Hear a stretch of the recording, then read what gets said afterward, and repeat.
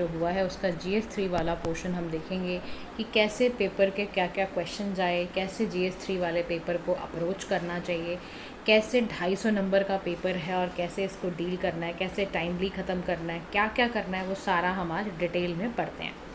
देखो आपका ये सवाल रहता है कि मैम आइडियल स्कोर GS3 में क्या हो। देखो GS में ना अगर आपके 100 और 120 के अराउंड अगर मार्क्स आ रहे हैं ना, तो आप अच्छे खासे रैंक की तरफ बढ़ जाओगे। ठीक है ना, रैंक आपके 1 से लेकर 10 के बीच में अगर रैंक चाहिए तो इतना स्कोर आपके लिए ज़रूरी है। एवरेज पेपर स्कोर 85 to 100 होता है कि आपने 85 से लेकर 100 नंबर आया तो वो एवरेज स्कोर है। एक्सेप्शनली अच्छा कर रहे हो तो 120 प्लस हो जाता है स्कोर आपका 250 में से, यही इसका स्कोर रेट रहता है। ठीक है, अब सबसे पहले हम ना ये देखते हैं कि हमारे लिए GS3 के पेपर में कौन कौन सा इसका GS3 का पार्ट है, पहले यही देखते हैं। देखो GS3 में एक पार्ट आता है इकॉनमी सेक्शन का। ठीक है, इकॉनमी के लिए जब भी बात आती है तो देखो हमारे ना स्टैंडर्ड सोर्सेज हैं, चाहे आप संजय वर्मा सर का नोट्स पढ़ लो या आप रमेश सिंह पढ़ सकते हो, तो जो भी, या दत्तन सुंदरम के कई मटेरियल्स हैं स्टैंडर्ड बुक्स के, वो सब चीज़ें आप मेंस के लिए ले सकते हो इकॉनमी सेक्शन में, है ना। जैसे कई टॉपिक्स हैं जो आपको रमेश सिंह के अच्छे नहीं लग रहे तो आपने दत्तन सुंदरम से उसको पढ़ लिया ना, संजीव वर्मा सर के कुछ नोट्स उठा लिए, बजट को आप किसी भी कोचिंग मटेरियल से आपने कंपाइल करके कर लिया, या यूट्यूब्स पे इतने सारे आते हैं, PM पाठशाला, हम तो खुद ही बजट के कुछ कंपाइलेशन लेकर आते हैं, वो आप देख सकते हो। इकोनॉमिक सर्वे का कोई जिस्ट ले लिया, खाली पूरा बैठ के पढ़ना नहीं, एक अक्षर जिस्ट लेकर उसको आगे बढ़ जाना है। फिर इसका नीति आयोग के जो भी रिकमेंडेशंस हैं वो नीति आयोग के 3 ईयर एक्शन प्लान में देख लिया। करंट अफेयर्स के लिए तो हम देखो विजन IAS लेकर आते ही हैं ना, PM पाठशाला लेके ही आ रहा है। मंथली मैगजीन को उसको बड़ी रिलीजियसली कर लो, और देखो 10 तरह के करंट अफेयर 10 मैगजीन से पढ़ोगे तो कंफ्यूज हो जाओगे। किसी एक चीज़ को पकड़ लो, PM पाठशाला में आपको अच्छा लग रहा है पकड़ लो, और उसको ढंग से उसको पकड़ के उस पर काम करो आप। ठीक है, ये तो आपका इकॉनमी सेक्शन में आपके लिए बेटर है कि इसको करके आप काफ़ी हद तक पहुंच जाओगे। और देखो इकॉनमी है, याद रखना GS3 ना ज़्यादातर करंट अफेयर ओरिएंटेड ही होता है, ज़्यादातर टॉपिक करंट अफेयर्स से ही रिलेटेड आते हैं, ध्यान रखना मेरी इस बात का। इकॉनमी के लिए भी आप देखो सारे ही पोर्शन में ना आप ये नोटिस करोगे, अगर आप देखो इसमें इंडियन एग्रीकल्चर लैंड रिफॉर्म वाला जो भी टॉपिक आता है ना, LPG ये सब इंफ्रास्ट्रक्चर भी, इसमें भी मंथली मैगजीन से जो हम बनाते हैं ना करंट अफेयर, वो ही आपके लिए इतना लाभकारी है। मतलब GS3 का पेपर तो आप समझ लो, जो मैगजीन से आप करंट अफेयर्स पढ़ रहे हो ना, समझ रहे हो वीडियो के सेशंस के थ्रू, वो आपके लिए बहुत, GS3 का मतलब समझ लो वहीं से स्कोर निकलना है आपका। तो यू नीड टू रिमेंबर कि GS3 का जो क्वेश्चन है वो करंट अफेयर रिलेटेड होता है। कोई मटेरियल का कितना, मतलब देखो ऐसा है ना कि ये टॉपिक ही ऐसे हैं जो करंट अफेयर से ही आपसे जुड़े हुई चीज़ें पूछे जाएंगी। इसके लिए कोई एक स्टैंडर्ड बुक आप सोचो कि आ जाए इससे हम कर लें, तो नहीं है।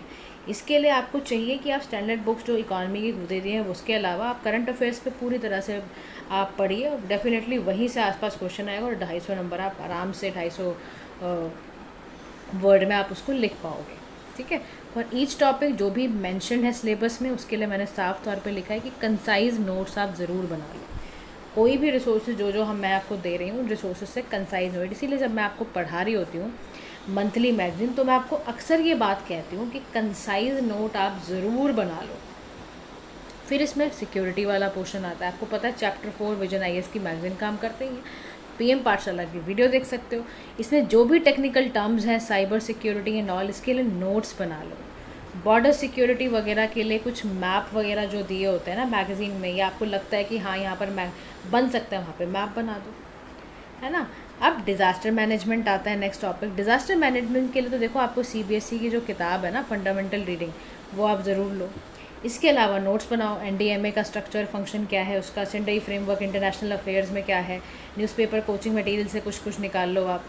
और ज़्यादातर ध्यान रखो वही PM पाठशाला का जो आपको भी दे रहा है ना, PM पाठशाला आपको वीडियोस बना के विजन IAS की मंथली, इन मैगजीन्स में आपको बहुत सारा ऐसा मिल जाएगा। और मैं तो बिल्कुल हाईलाइट करवाती हूँ कि this is very important for your mains answer for GS3, उसको प्लीज़ नोट कर लिया करो।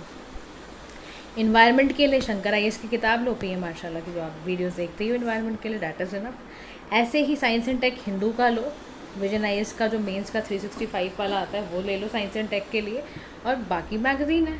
क्योंकि इसमें जो ना आप देखो साइंस जो एक ऐसा टॉपिक है ना, इसमें कोई ना सिंगल बुक नहीं मिलेगी आपको।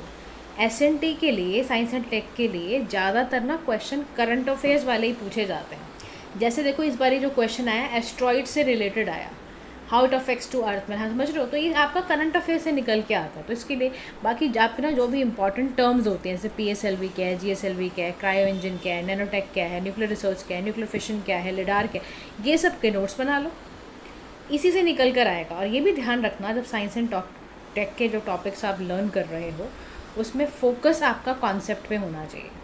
ये न्यूज़ में क्यों रहा, इसका प्रैक्टिकल एप्लीकेशन क्या है, इसके पोटेंशियल थ्रेट क्या है, ये सारा आपको पता होना चाहिए। ठीक है, अब हम चलते हैं UPSC के मेंस के क्वेश्चन की ओर, जिसमें हम पहला क्वेश्चन सबसे पहले देखने जा रहे हैं। ठीक है, देखो क्वेश्चन नंबर जो 1 है ना, वो कह रहा है कि आपको पैटर्न चेक करना है। क्या चेक करना है? पैटर्न चेक करना है, ट्रेंड चेक करना है public expenditure on social services के लिए। ठीक है, in the post reform period in India.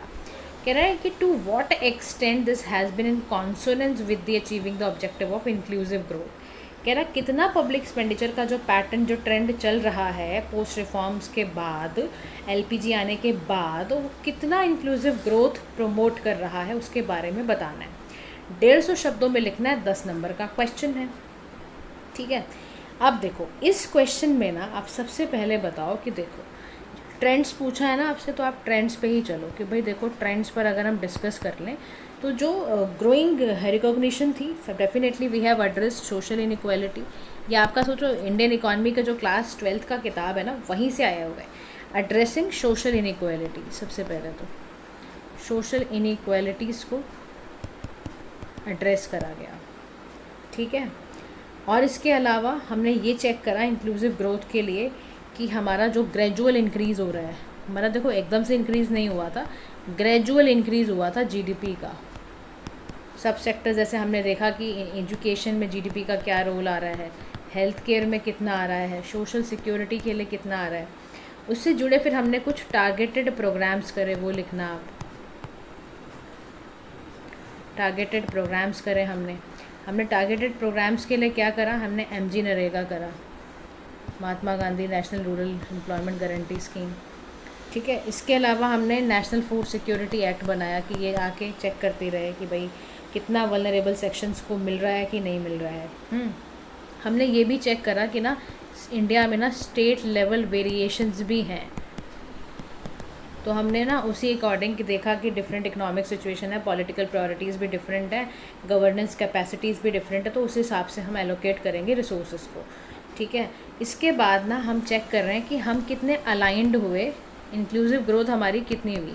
तो अब आप लिखोगे अलाइनमेंट विद इंक्लूसिव ग्रोथ। तो अलाइनमेंट विद इंक्लूसिव ग्रोथ में आप बताना कि देखो जी, अगर आप देखो पब्लिक एक्सपेंडिचर जो इम्प्रूव तो हुआ ही है, देखो लिविंग स्टैंडर्ड तो इम्प्रूव हुआ ही है। पॉजिटिव एस्पेक्ट इसके यही हुए कि देखो MG नरेगा क्योंकि आया तो कुछ तो पॉवर्टी रिड्यूस करी ना, उसने पॉवर्टी रिडक्शन का काम किया, ह्यूमन डेवलपमेंट का काम किया, क्योंकि एजुकेशन हेल्थ केयर सुधरा। तो फिर सोशल सेफ्टी नेट की बात हुई कि भाई एक्सपेंशन हुआ सोशल सिक्योरिटी स्कीम्स का एल्डरली डिसेबल्ड लोगों के लिए। लेकिन कह रहा है देखो चैलेंजेस भी हैं कुछ, ऐसा नहीं है कि खाली हमने पॉजिटिव ही अचीव करा है। कह रहा इनइक्वालिटी तो अभी भी है। कह रहा कैसे, कह रहा भले ही हमने सोशल सेक्टर पे स्पेंड करा है, लेकिन कई मार्जिनलाइज सेक्शन हैं, वुमेन हैं, इनको अभी भी चैलेंज फेस करना पड़ रहा है। एफिशिएंसी एंड इफेक्टिवनेस की बात करोगे तो वो भी एक बड़ा क्राइसिस है, क्योंकि करप्शन बहुत है, लीकेज है, करप्शन है, लीकेज है, फिस्कल कंस्ट्रेंट है, गवर्नमेंट के पास पैसा नहीं होता है इतना एक्सपेंड करने का। तो आप पूरा ना एक ओवरऑल आंसर में ये बताना कि पोस्ट रिफॉर्म जो पीरियड इंडिया में है ना, उसमें इंक्रीज तो हुआ है पब्लिक एक्सपेंडिचर सोशल सर्विसेज में, और इम्प्रूवमेंट भी देखी गई है लिविंग स्टैंडर्ड में, पॉवर्टी भी रिड्यूस हुई है। लेकिन अलाइनमेंट अगर आप इंक्लूसिव ग्रोथ से देखो, ये फुली रियलाइज नहीं हुई है। अभी भी कुछ ऐसे फैक्टर्स हैं जो कि सिटीजन्स तक नहीं पहुँचे हैं, जैसे इनइक्वालिटी, इनएफिशिएंसी है, फिजिकल कंस्ट्रेंट है, ये सब क्राइसिस अभी बने हुए हैं। ऐसे बना के अपना आंसर आप ख़त्म कर दोगे। अब हम चलते हैं क्वेश्चन नंबर 2 की ओर। क्वेश्चन नंबर 2 में आप बताओगे what are the causes of persistent high food inflation in India, comment on the effectiveness of the monetary policy of the RBI to control this type of inflation. ये कह रहा है कि persistent जो इतना ज़्यादा खाने में इतनी महंगाई हो गई है, उसका क्या कारण है, और इसको कैसे मॉनेटरी पॉलिसी जो RBI है इसको कैसे इसको हैंडल कर सकती है। बड़ा ज़रूरी सवाल है इकॉनमी सेक्शन का। यार देखो, फूड इन्फ्लेशन इंडिया में डेफिनेटली, आप सोचो अगर फूड में ही इन्फ्लेशन आ गई तो आप सोचो कितनी हमारी स्पेशली जो इंडिया की पॉपुलेशन है उसकी इम्पैक्ट करती है, impacting the lives of millions. बात समझते हो? उसके बाद अब देखो, ये जो फैक्टर है ना, इसमें आप दोनों बातें लिखोगे कि कुछ फैक्टर सप्लाई साइड हैं, कुछ फैक्टर आपके डिमांड साइड हैं, जिसकी वजह से ये सारा समस्या होती है। कह रहा क्या क्या है? कह रहा देखो, सप्लाई साइड में ना एक तो स्ट्रक्चरल इश्यूज़ हैं, स्ट्रक्चरल इश्यूज़ हैं। कह रहा कैसे? कह रहा कोल्ड स्टोरेज की फैसिलिटी नहीं है, ट्रांसपोर्टेशन का नेटवर्क इतना अच्छा नहीं है, वेस्टेज बहुत ज़्यादा है, और वेदर बहुत एक्सट्रीम होते जा रहे हैं। वेदर एक्सट्रीम की वजह से भी बड़ी समस्या आ रही है, क्योंकि उसकी वजह से ड्रॉट पड़ जाता है, कहीं फ्लड पड़ जाता है, उससे शॉर्टेज हो जाती है प्रोडक्शन और उसमें वगैरह में। फिर इनपुट की जो कॉस्ट है वो बढ़ गई है, रॉ मटेरियल्स एंड जितने भी टूल्स वगैरह होते हैं। फिर पॉलिसी मेजर्स की बात आ जाती है कि मिनिमम आपने एमएसपी दे दिया, उसको मार्केट में होल्ड कर दिया जाता है ओवर प्रोडक्शन करके, वो प्रॉब्लम है। फिर डिमांड साइड में क्या हो रहा है कि ना लोगों की इनकम बढ़ रही है, तो लोग क्या करते हैं, ज़्यादा इनकम बढ़ने से ज़्यादा कंज्यूम करते हैं, उसकी वजह से दिक्कत है। फिर पॉपुलेशन की ग्रोथ एक फैक्टर है कि पॉपुलेशन बहुत ज़्यादा प्रेशर है फूड डिमांड के लिए। फिर बहुत जगह आप देख ही रहे हो इंडिया में अर्बनाइजेशन होता चला जा रहा है ना। अब हम सीधा भी इंक्रीज डिमांड इसीलिए तो हो रही है हमारे यहाँ प्रोसेस और पैकेज फूड की। अब देखो नेक्स्ट जो सवाल आता है इसी का पार्ट कि आरबीआई ऐसे में क्या करे, आरबीआई का रोल क्या होना चाहिए, आरबीआई ऐसे कौन से मेजर्स ले, मॉनेटरी पॉलिसी क्या बनाए। तो आरबीआई को ऐसे में देखो, जब भी फूड इन्फ्लेशन होता है तो इंटरेस्ट रेट हाइक कर देने चाहिए, है ना। ओपन मार्केट ऑपरेशन में गवर्नमेंट को क्या कर देना चाहिए, सेल करना चाहिए गवर्नमेंट सिक्योरिटीज़ को, ताकि वहाँ से मार्केट से वो लिक्विडिटी कम कर दे। और मॉरल सुएशन करना चाहिए। मॉरल सुएशन का मतलब ये होता है कि आरबीआई अपना इन्फ्लुएंस डाले, बैंक्स को परसुएड करे कि वो लेंडिंग प्रैक्टिसेस उस तरह की करें जो आरबीआई चाह रहा है। तो यानी कि अगर इफेक्टिवनेस रहेगा आरबीआई की मॉनेटरी पॉलिसी में तो फूड इन्फ्लेशन उससे कंट्रोल होगा। मिक्स लेना पड़ेगा, इंटरेस्ट रेट हाई करो, ओएमओ को आप ओवरऑल इन्फ्लेशन के लिए कम कर दो, समझ रहे हो। फूड इन्फ्लेशन को कम करने के लिए सप्लाई साइड फैक्टर्स भी देखने पड़ेंगे, आपको दोनों फैक्टर्स को बैलेंस करके चलना पड़ेगा, ठीक है। और उसके साथ साथ इंफ्रास्ट्रक्चर अच्छा करो, मार्केट रिफॉर्म्स लो, प्राइस को रेगुलेट करो, सोशल सेफ्टी नेट पे ध्यान दो। ये सारे फैक्टर्स करने के बाद ही आपकी ये समस्या जो है वो दूर होगी। और आप सोचो बताना कि supply side demand side factor दोनों को ही एड्रेस करना है, तभी इंडिया में आप फूड इन्फ्लेशन को मैनेज कर पाओगे इस पूरी वास्ट पॉपुलेशन के लिए, ठीक है। ऐसे आंसर आपने ये लिखना है। अब हम चलते हैं क्वेश्चन नंबर, जो हमारा नेक्स्ट क्वेश्चन है। क्वेश्चन थर्ड कहता है कि what were the factors responsible for the successful implementation of land reforms in some parts of the country, और आपको ये एलैबोरेट करना है। अब आप देखो कैसे, कौन से फैक्टर्स हो सकते हैं जिसमें आप लैंड रिफॉर्म्स में सक्सेसफुल होते हो। देखो लैंड रिफॉर्म्स का सीधा सा मतलब है रीडिस्ट्रीब्यूट करना, रीडिस्ट्रीब्यूटिंग लैंड ओनरशिप, लैंड ओनरशिप को रीडिस्ट्रीब्यूट करना, और इम्प्रूविंग एग्रीकल्चरल प्रोडक्टिविटी। जब इंडिया इम्प्लीमेंटेशन कर रहा है लैंड रिफॉर्म्स की तो उसके कई सारे फैक्टर्स हैं। देखो सबसे बड़ी चीज़ होती है लैंड रिफॉर्म करने के लिए हमारी पॉलिटिकल विल एंड लीडरशिप, ये बहुत मैटर करता है, पॉलिटिकल विल एंड लीडरशिप, ठीक है।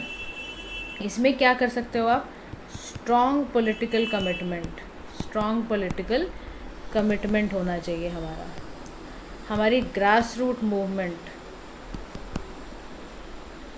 ग्रास रूट मूवमेंट का मतलब क्या है, प्रेजेंस होना चाहिए ग्रास रूट मूवमेंट में, यानी आप ऐसे फैक्टर्स लाओ कि हर व्यक्ति को इसमें कवर हो। फिर देखो सोशल एंड इकोनॉमिक कंडीशंस के बारे में लिखना, आप सोशल एंड इकोनॉमिक कंडीशंस के बारे में लिखना। क्या लिखोगे, लैंड इनइक्वालिटी बताओगे कि कहीं जगह पर हमें मिलता है कि बहुत ज़्यादा लैंड इनइक्वालिटी है, बहुत सारे स्मॉल माइनॉरिटी जो है वो लैंड को होल्ड कर रहे हैं, ठीक है। एग्रीकल्चर में भी आप जानते ही हो स्टैग्नेशन बहुत ज़्यादा है। क्यों स्टैग्नेशन है, डिक्लाइन हो रहा है रूरल इनकम जिसकी वजह से।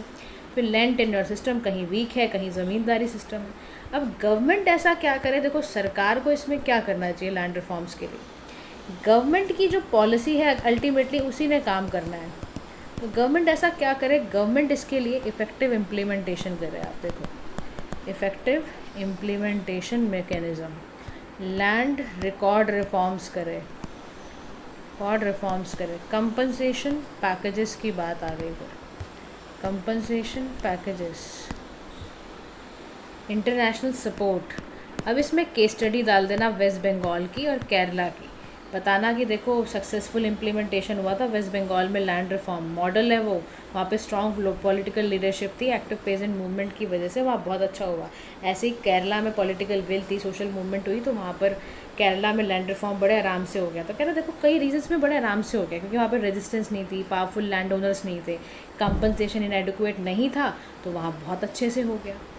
समझ रहे हो? ऐसे आपने आंसर को लिखना है। Now move to the next question. Next question is related to explain the role of millets for ensuring. देखो हमने 2023 में ये अभी बनाया है मिलेट ईयर, ठीक है, और क्वेश्चन आ गया 2024 में क्या आया, explain the role of millets for ensuring health and nutritional security in India. ठीक है, इसी को देखते हैं अब हम। देखो मिलेट्स के लिए सबसे पहले आप ना हेडिंग ही डालना, क्या डालोगे, millets a nutritional power house for India. Now why you have to prove it, कहोगे ये जो है ना एक स्टेपल फूड है, ये स्टेपल फूड फॉर इंडिया, बहुत सारे लोग खाते हैं और इसमें न्यूट्रिशनल वैल्यू बहुत है और ये हेल्थ चैलेंजेस को दूर करता है। एंशिएंट ग्रेन्स में भी ये यूज़ होता था। न्यूट्रिशनल बेनिफिट क्या होता है, देखो ये रिच होता है न्यूट्रिएंट में। क्यों रिच इन न्यूट्रिएंट, क्योंकि इसमें वाइटामिन्स हैं, मिनरल्स हैं, फाइबर है, ये सब है, प्रोटीन है, आयरन है, बी वाइटामिन है, सब लिखना, कैल्शियम है इसमें, सब लिखना। ठीक है, फिर लिखना फाइबर में तो हाई है ही, और फैट और कोलेस्ट्रॉल लेवल में कम होता है, ये न्यूट्रिशनल बेनिफिट है। फूड सिक्योरिटी क्यों होता है, क्योंकि ना ड्रॉट टॉलरेंस होता है। जैसे मान लो कहीं पे खूब पानी नहीं मिल पा रहा, इरिगेशन नहीं भी कर पा रहे, तो आराम से उग जाएगा। न्यूट्रिएंट में बहुत डेंस है, सॉइल की हेल्थ इससे अच्छी हो जाती है, इसीलिए अच्छा है। और ये ना बहुत सारे हेल्थ चैलेंजेस को दूर करता है, डायबिटीज़ ठीक करता है, वेट मैनेज करता है, कार्डियोवास्कुलर हेल्थ अच्छा रखता है। कह रहा है गवर्नमेंट का मिशन, कह रहा है बहुत सारा, नेशनल मिलेट मिशन बताना, इंटरनेशनल ईयर ऑफ मिलेट मैंने आपको पहले ही बता दिया है। तो मिलेट एक आप कह सकते हो, लास्ट में लिखना, it offers a sustainable and nutritious solution to India's food security. ठीक है जी, चलो now move to the next question.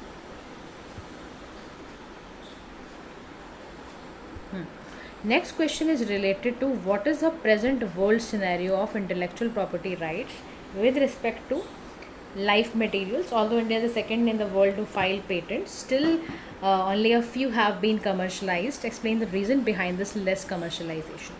ये question number ना 5th है, I don't know why I have written 4th. ठीक है, चलो कोई नहीं। हाँ देखो, इंटेलेक्चुअल प्रॉपर्टी सबसे पहले ना IPR समझाना कि क्या होता है इंटेलेक्चुअल प्रॉपर्टी राइट। ये सबसे पहले लाइफ मटेरियल्स के लिए होता है, ठीक है, जीन्स के लिए होता है, प्रोटीन्स के लिए आप IPR ले सकते हो, बायोलॉजिकल एंटिटीज़ के लिए आप ले सकते हो, है ना, ये सब चीज़ों के लिए ले सकते हो। एडवांस्ड है पेटेंट आपका, ठीक है, करता है ये। देखो ग्लोबल सिनेरियो में ना पेटेंटिंग है, बिल्कुल है, आप मान लिखना है इसमें, पेटेंटिंग ऑफ लाइफ फॉर्म्स बिल्कुल किया जाता है, उसके लिए GMO बनाया गया है, बड़ा कंटेंशियस इश्यूज़ भी है। इसी से जुड़ी हुई कुछ इंटरनेशनल ट्रीटीज़ भी हैं, आप बताना इंटरनेशनल ट्रीटीज़ के बारे में भी।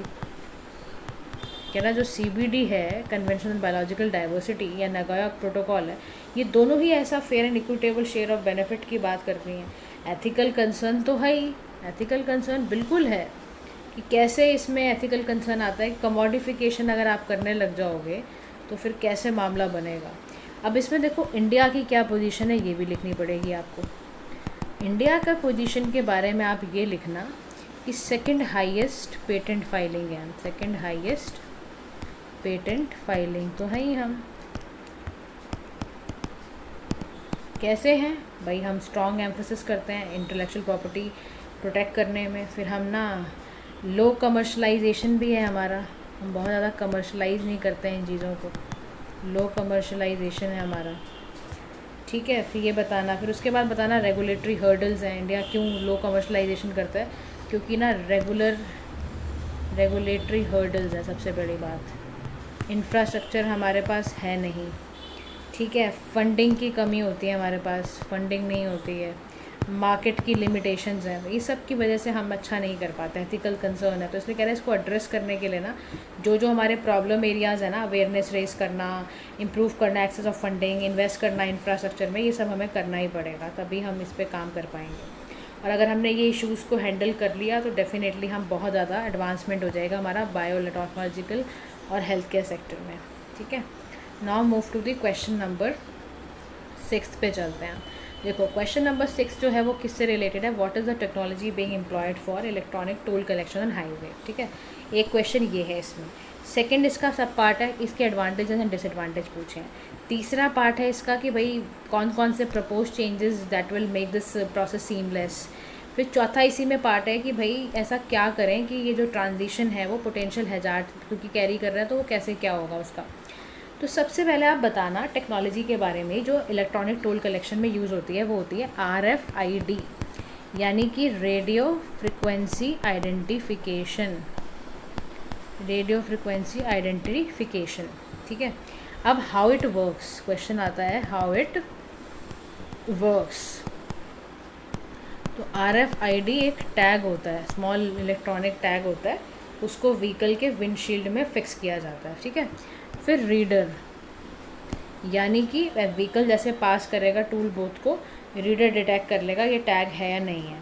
फिर तीसरी चीज़ होती है ट्रांजैक्शन, यानी कि सिस्टम जो प्रोसेस हो रहा है उसमें ट्रांजैक्शन लिख दी जाती है कि ये रजिस्टर्ड अकाउंट है, इससे इतना पैसा कट गया है। समझ रहे हो बात को, ऐसे लिखा होता है। अब RFID के क्योंकि उसने एडवांटेजेस पूछे हैं तो वो भी बताओगे आप। बताओ भाई ये बहुत फास्ट है, ये मोर एफिशिएंट है, ये बताना आप। ये बहुत अच्छे से काम करता है, ये एक्यूरेट इन्फॉर्मेशन देता है, ये कन्वीनियंट तरीका है, फटाफट टोल कलेक्शन पे इतनी भीड़ भड़क्का नहीं लगता। लेकिन देखो लिमिटेशन भी है। लिमिटेशन क्या है, लिमिटेशन इसमें बेसिकली है कॉस्ट, इसकी हाई इनिशियल इन्वेस्टमेंट ज़्यादा है, प्राइवेसी कंसर्न है, कुछ लोग आपकी प्राइवेसी को भी इम्प्लीकेशन कर लेंगे, चेक कर लेंगे, और इंटरफेरेंस तो है ही, RFID signal susceptible to interference, ठीक है। अब प्रपोज चेंजेस के लिए वाइडर एडॉप्शन चाहिए, इंटीग्रेशन चाहिए GPS वगैरह के साथ, ट्रैफिक मैनेजमेंट के साथ, सिक्योरिटी इंप्रूव करने की और ज़्यादा ज़रूरत है। पोटेंशियल हैजार्ड इसमें यही है कि टेक्निकल इशू बहुत ज़्यादा है, टेक्निकल डिफ़िकल्टीज़ और डिसरप्शन की बहुत भारी प्रॉब्लम है। ट्रैफिक का फ्लो कभी वो भी ड्राइवर्स का टेम्प्रेरी डिस्टर्ब हो जाता है। कॉस्ट इसमें बहुत ज़्यादा है, टोल अथॉरिटी और ड्राइवर इसमें बहुत पैसा खींचते हैं। तो कह रहा है देखो RFID एक प्रॉमिसिंग टेक्नोलॉजी तो है, आपको लास्ट में ऐसे लिखना है, प्रॉमिसिंग टेक्नोलॉजी तो है, लेकिन ज़रूरी है कि जो भी इसके पोटेंशियल चैलेंज हैं, बेनिफिट हैं, उसको भी ना कंसिडर किया जाए कि लार्ज स्केल में जब वो हो जाएगा कल को तो वो दिक्कत ना करे, ठीक है। इतना लिख के आ जाना। अब आओ इन्वायरमेंट का क्वेश्चन करते हैं। इन्वायरमेंट के क्वेश्चन में 150 वर्ड्स के लिए और 150 वर्ड 10 मार्क्स का क्वेश्चन है। वो क्या कह रहा है, industrial pollution of river water is a significant environmental issue in India, ठीक है। Discuss the various mitigation measures to deal with this problem and also the government initiative in this regard. समझ गए, इससे रिगार्डिंग क्वेश्चन है। अब हम इसका answer करते हैं। कह रहे देखो सबसे पहले तो आप इंडस्ट्रियल पोल्यूशन की वजह लिखो कि क्या होता है। Industrial pollution of river water is a pressing environmental issue, ऐसे लिखना, प्रेसिंग एनवायरमेंटल इशू। मानते ही हो बहुत ज़बरदस्त इशू है ये, और इंडिया में तो बहुत ज़्यादा है। और इसके कॉन्सिक्वेंस कहाँ कहाँ पड़ते हैं, कॉन्सिक्वेंस देखो इसका हेल्थ पे पड़ेगा, एग्रीकल्चर पे पड़ेगा इसका गलत असर, फिर इकोसिस्टम पे इसका गलत असर पड़ेगा। इस प्रॉब्लम को डील करने के लिए we have to go for multifaceted approach पर जाना ही हमें पड़ेगा। कह रहा कैसे मल्टीफेसेटेड अप्रोच पे जाना पड़ेगा, कह रहा उसके लिए गवर्नमेंट के इनिशिएटिव्स हैं। क्या क्या हैं गवर्नमेंट के इनिशिएटिव्स, वो देखते हैं।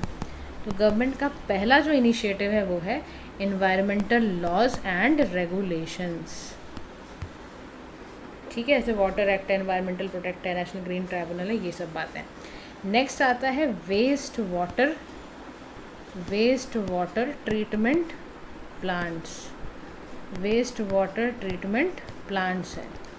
क्यों है? क्योंकि government is investing in construction and upgrading of waste water treatment plant, ताकि वो इंडस्ट्रियल एफिलेंट वगैरह ठीक हो पाए, एडिक्वेटली ट्रीट हो पाए, और प्लांट ऐसे हो जिसमें पॉल्यूटेंट्स को, आपको हैवी मेटल्स वगैरह को रिमूव करते जाना है। फिर इंडस्ट्रियल क्लस्टर्स की बात आती है। इंडस्ट्रियल क्लस्टर्स में क्या लिखोगे कि centralise waste water treatment facilities हैं, जिससे कि आपका ये सारा पॉल्यूशन वगैरह दूर हो। फिर मॉनिटरिंग एंड इन्फोर्समेंट है, मॉनिटरिंग एंड इन्फोर्समेंट है। गवर्नमेंट एजेंसीज़ को चाहिए कि वो क्वालिटी रिवर वाटर वगैरह की चेक करते जाएं। पब्लिक अवेयरनेस फैलाना सबसे बड़ी ज़रूरत है। वे जा रहे हो तुम गंगा स्नान करने, देखो कितना गंद मचा के आओगे तुम। एजुकेशनल कैंपेन, मीडिया का आउटरीच इसमें बहुत ज़रूरी है होना। इंडस्ट्रियल मेजर्स भी लिए जाएँ, क्योंकि देखो क्वेश्चन हमारा वही था। इंडस्ट्रियल मेजर्स में ऐसा आप क्या लोगे? तो आप बताना cleaner technologies, cleaner production technologies का इस्तेमाल करो। एंड ऑफ पाइप ट्रीटमेंट करो आप, एंड ऑफ पाइप ट्रीटमेंट, यानी कि वेस्ट वाटर ट्रीटमेंट के लिए आप पाइप्स वगैरह कनेक्ट करो कि वो जो गंद है ना वो पानी में ना जाए। पॉल्यूशन प्रिवेंशन करना है आपने। CSR लो, बाकी इंडस्ट्रियल जितनी भी है, तो आपको तभी देखो गवर्नमेंट इनिशिएटिव, इंडस्ट्रियल मेजर लोगे तब जाके कहीं रिवर वाटर को बचा पाओगे फ्यूचर जनरेशन के लिए। तो ये बात आपको लिखकर पेपर में आनी है। Now move to the question number 8 पे हम चलते हैं। 8th क्वेश्चन क्या है?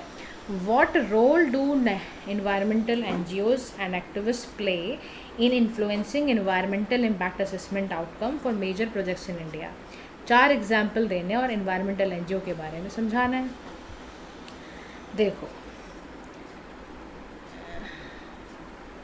environmental NGO, ठीक है, और एक्टिविस्ट, है ना, ये बहुत बड़ा क्रूशल रोल प्ले करते हैं।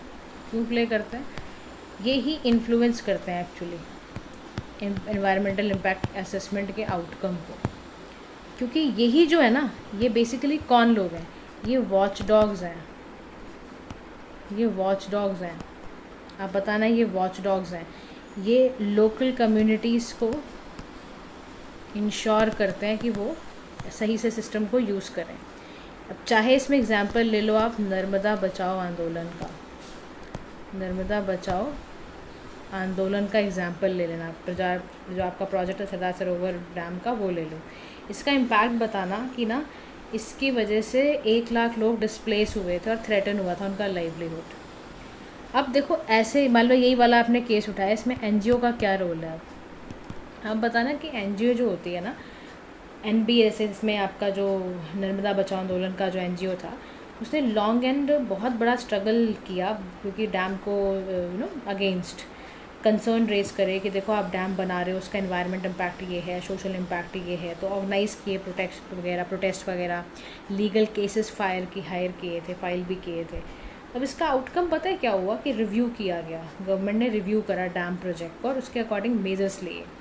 ऐसे ही हमारे पास ना ग्रीन पीस इंडिया करके भी एक NGO है, वो भी एक कोस्टल थर्मल पावर प्लांट के लिए उसने किया था। तो 1-2 केस स्टडी अगर आप डाल दोगे ना, तो उससे आपका आंसर बहुत अच्छा हो जाएगा। फिर आप बताना कि देखो डेफिनेटली ये करते हैं, इनका डेडिकेशन, एक्सपर्टीज़, पब्लिक सपोर्ट इतना ज़बरदस्त होता है कि ये बहुत अच्छा प्लान और मेजर प्रोजेक्ट्स को इम्प्लीमेंट कराने में काम कर सकते हैं। ये आंसर आप ऐसे लिख देना, ठीक है। Now move to the question number 9 पे चलते हैं। क्वेश्चन नंबर 9 है कि explain how narco terrorism has emerge as a serious threat across the country, suggest suitable measures to counter narco terrorism. Narco terrorism से जुड़ा है, इंटरनल सिक्योरिटी का question आ गया है। देखो narco terrorism, right, narco terrorism में आप बताना कि देखो क्या होता है। इसमें ना यूज़ किया जाता है यूज़ ऑफ इलिसिट ड्रग्स का, यूज़ ऑफ इलिसिट ड्रग्स का इस्तेमाल किया जाता है, ट्रैफिकिंग की जाती है उसकी। अब करा क्यों जाता है? To fund terrorist activities, to fund terrorist activities. अब इससे कई चीज़ें हैं, इसके सेवरल फैक्टर्स हैं, सीरियस थ्रेट हैं। देखो इससे क्या होता है, कई जोग्राफिकल लोकेशन में ना ड्रग्स का व्यापार होता है, जैसे हीरोइन है, कोकेन है ना, ओपीएम है, इसका व्यापार हो जाता है। फिर बताओ इससे ये भी पता चलता है कि वीक गवर्नेंस है, करप्शन है, यानी कि करप्शन है, लैक ऑफ रिसोर्सेस है, और इनफेक्टिव है, सॉरी,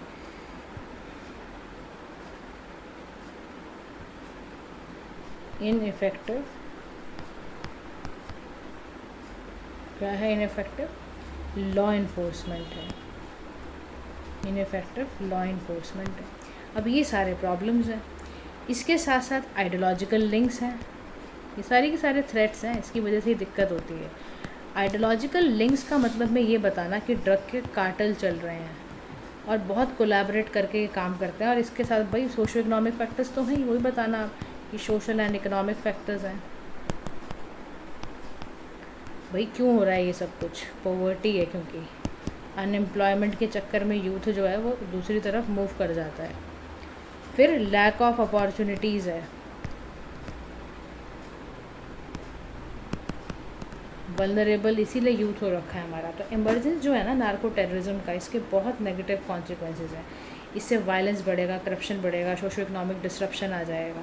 अब इसको डील करने के लिए ना हमारे पास चाहिए स्ट्रेंथन लॉ इन्फोर्समेंट। हमें बहुत लेजिस्लेशन टारगेट करना पड़ेगा, बॉर्डर को बहुत कंट्रोल करना पड़ेगा, और अपनी economic development, international cooperation, community engagement हमें बहुत बढ़ाना पड़ेगा। अगर हम देखो नहीं कर पाए ना तो फिर हम बहुत पीछे हो जाएंगे, बहुत ही पीछे हो जाएंगे। तो ये ज़रूरत है हमारी, ठीक है। चलो now move to the next question. Question number हमारा अब आएगा 10th। देखो 10th क्वेश्चन क्या कह रहा है? Describe the context and salient features of the digital personal data protection act 2023। इस एक्ट के बारे में पता था आपको? DPDP आना ही आ गया, DPDP। जो हमारा ये DPDP एक्ट है ना 2023 का, इसके बारे में आप बताना कि ये बहुत बड़ा सिग्निफिकेंट लेजिस्लेशन है, सिग्निफिकेंट लेजिस्लेशन है ये। क्यों? क्योंकि ये to protect personal data of individual, data of individual, ठीक है। इसके साथ क्या क्या होता है देखो, ग्रोइंग रिकॉग्निशन बढ़ती जा रही है, रैपिड डिजिटाइजेशन है सोसाइटी में, रिलायंस ऑनलाइन प्लेटफॉर्म का बढ़ता जा रहा है, उसकी वजह से है ये। अब इसीलिए ना इसमें डेटा प्रिंसिपल राइट्स हैं, डेटा प्रिंसिपल राइट्स हैं कुछ, तो राइट टू एक्सेस, रेक्टिफाई करना पर्सनल डेटा को, ये सब है।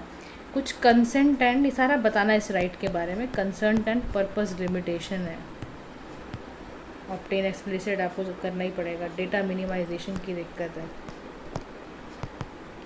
मिनिमाइजेशन का मतलब है कि जितनी भी एंट्रीज़ होती हैं वो minimum amount of personal data he carry करती हैं। फिर डेटा सिक्योरिटी की बात आती है। देखो जो एक्ट है ना उसने इम्पोज तो करा है आपके ऊपर है टेक्निकल और ऑर्गेनाइजेशनल मेजर्स ताकि वो हो पाए, अनऑथराइज एक्सेस ना कर पाएँ, तो ये तो बात लिखना ही है आपकी। डेटा की सिक्योरिटी तो देखो है ही इससे ना, क्रॉस बॉर्डर डेटा ट्रांसफ़र होने से बचेगा, क्रॉस बॉर्डर डेटा ट्रांसफ़र्स, इसके बारे में भी लिखना कि जो एक्ट है वो रेगुलेट करता है उसको। अकाउंटेबिलिटी, इन्फोर्समेंट तो लिखी होगी, तो मतलब बहुत बड़ा ये फैक्टर है जिससे हमारे, लेकिन हमें दोनों बातों को ध्यान रखना है, चैलेंजेस भी और डिजिटल एज में उसको देखो ऐसा बनाओ ना, देखो क्योंकि आने वाले डेज में डिजिटल चैलेंजेस हमारे बढ़ते ही जाएंगे, तो उसको दूर करते हैं हम वैसे वैसे काम भी करते चले जाएँ कि जो जो अमेंडमेंट ज़रूरत है टाइम टू टाइम वो हम लेते जाएँ।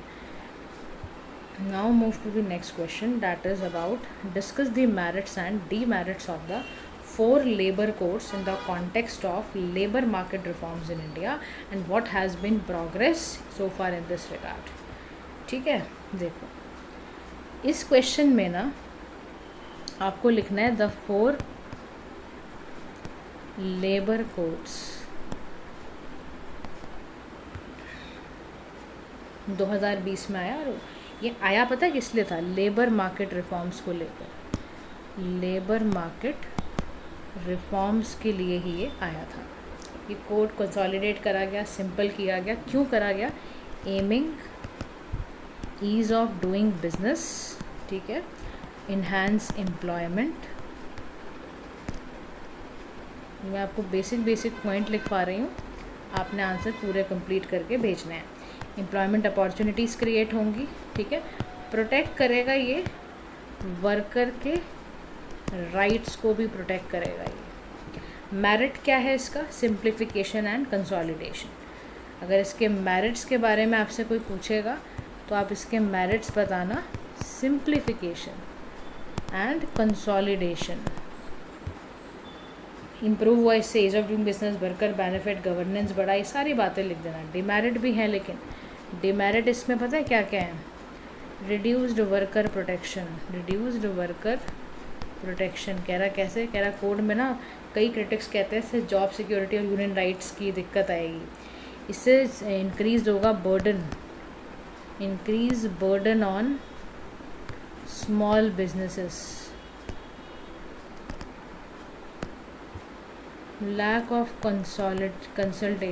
कंसल्टेशन की प्रॉब्लम, इम्प्लीमेंटेशन चैलेंजेस। तो हमें ऐसा बताना है कि इम्प्लीमेंट है, इसका ग्रेजुअल प्रोसेस है। फुली इम्प्लीमेंट करने के लिए कुछ डिले, कुछ फैक्टर्स हैं जो डिले हो रहे हैं। इसीलिए हम पता है क्या करें, जब जो जो चैलेंज आ रहे हैं ना, उसके लिए ना we can call stakeholders, और उनके साथ हम उनको पूरी मिला के उनसे डिस्कस करके ही फैसला कुछ लें, ताकि जो भी डिमेरिट्स हैं वो सारे दूर हो जाएं। ठीक है, अब हम चलते हैं नेक्स्ट क्वेश्चन की ओर। What is the need for expanding the regional air connectivity in India? Is in this context discuss the government UDAN scheme and its achievement. देखो ये 250 शब्दों का है, ये क्वेश्चन नंबर 12 है। ठीक है, देखो नीड क्या है रीजनल कनेक्टिविटी के लिए। देखो सबसे बड़ा जो फैक्टर है ना वो है इकोनॉमिक डेवलपमेंट। तो आप बताना कि रीजनल के लिए हम इतना इसलिए कर रहे हैं क्योंकि इससे ना इकोनॉमिक डेवलपमेंट होगी, ट्रेड बढ़ेगा, टूरिज़्म बढ़ेगा, इन्वेस्टमेंट बढ़ेगी। इससे फिर एक काम ये हो जाएगा, सोशल डेवलपमेंट भी बढ़ेगी। कह रहा कैसे सोशल डेवलपमेंट बढ़ेगी? कह रहा ओवरऑल कनेक्टिविटी से हेल्थ केयर, एजुकेशन, ये सब अच्छा होता चला जाएगा। समझ रहे हो आप बात को? ये लिखना।